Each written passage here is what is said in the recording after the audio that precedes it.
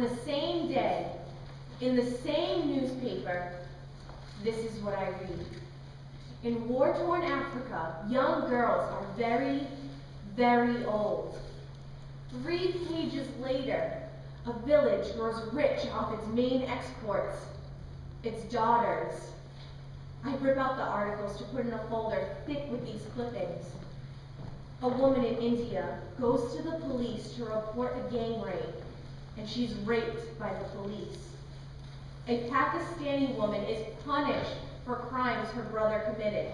UN peacekeepers in the Congo lure 12-year-old girls with cookies to do to them what they always do to them. I call my son. What does this mean? You're a man. Is this something you understand? Mom. There's a certain way he says, Mom.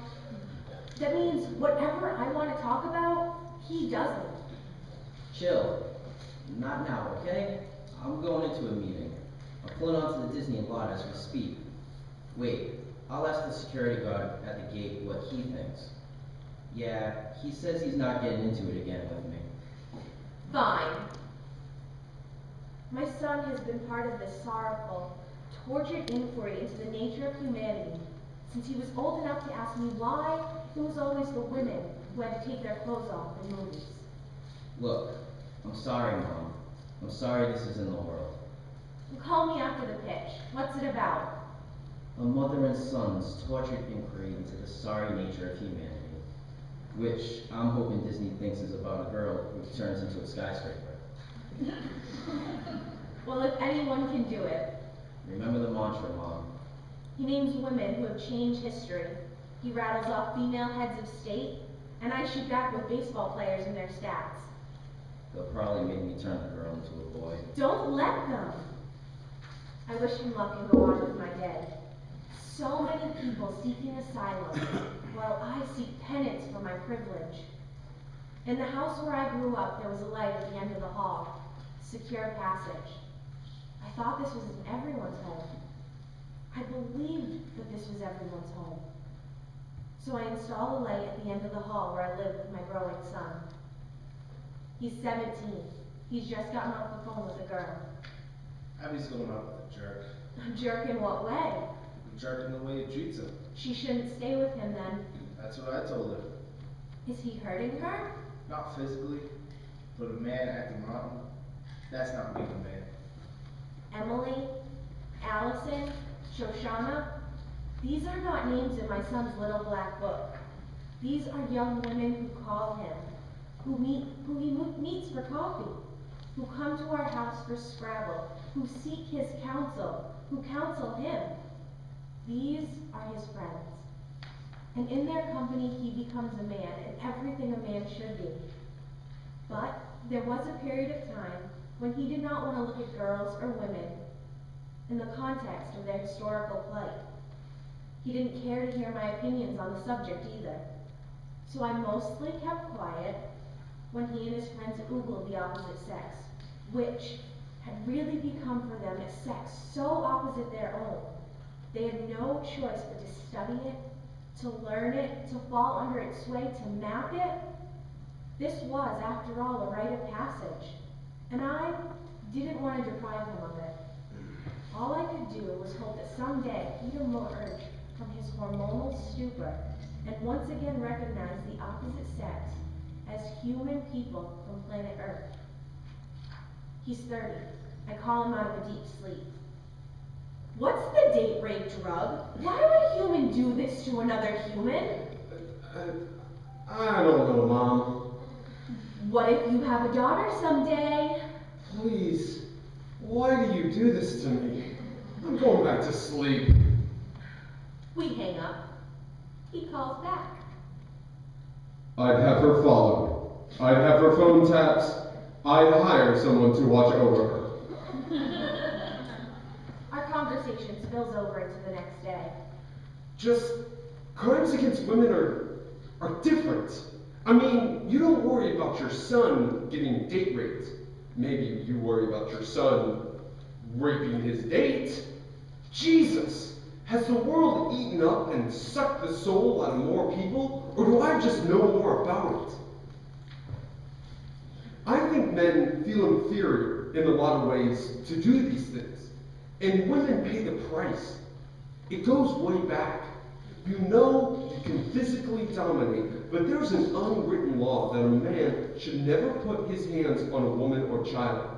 Women and children first is there for a reason. They're more important. I'm walking. I'm walking to figure out what I'm thinking. My cell rings. What's up with this American servicewoman putting an Iraqi prisoner on a leash? But who do you think gave the orders? Who put us there in the first place? Still, Mom, still. I miss him. I miss his face. So I fly out to visit him in LA.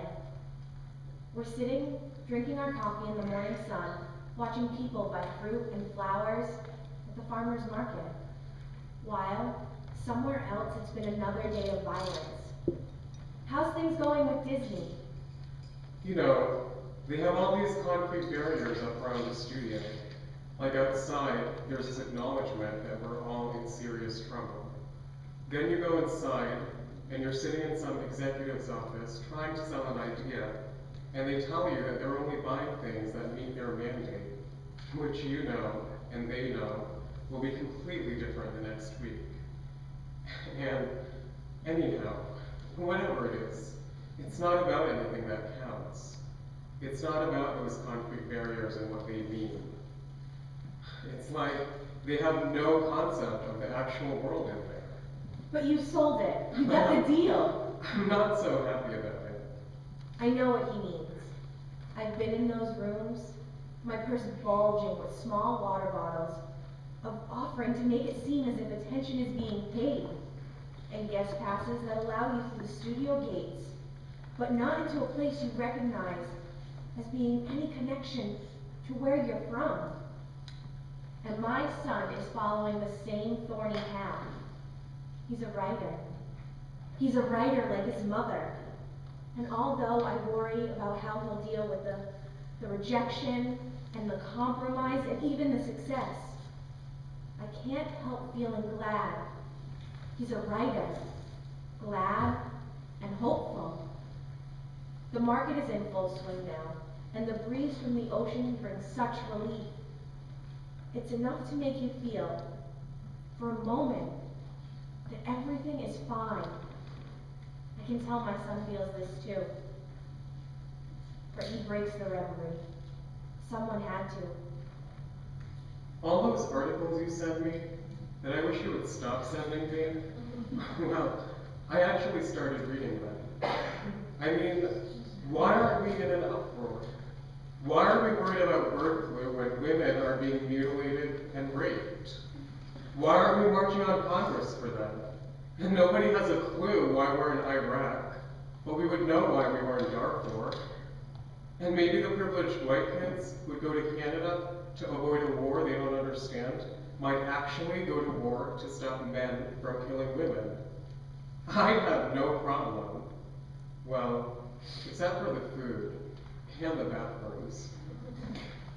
I laughed, and then I asked him how living with me and not living with both his parents affected his feelings about women. Is this a trick question? Seriously. If you're raised by a single mother, then you know a woman is as strong as a man. Stronger. I've seen mothers that save their kids' lives. I think boys brought up by their mothers are closer to them. It gives you more respect for the opposite sex. And I feel an obligation to write women stronger. I am proud of him always, but in this moment I am also sure of him. Back in New York, the phone rings. So, what are their names, Mom? The women in India and Darfur, and Pakistan and China, and here in this country. What are their names? I read from my clippings. Usha, Yi Zhang, Solange, Mukhtar. That's your new mantra. As a little boy, my son imagined saving children and animals. Maybe just his imagining protected them. As a man, my son loves women for their bodies, their difference, their strength. Maybe one man's love can be an example to another man. As a writer, my son portrays women the way he sees them. Maybe what he writes will one day let them be seen.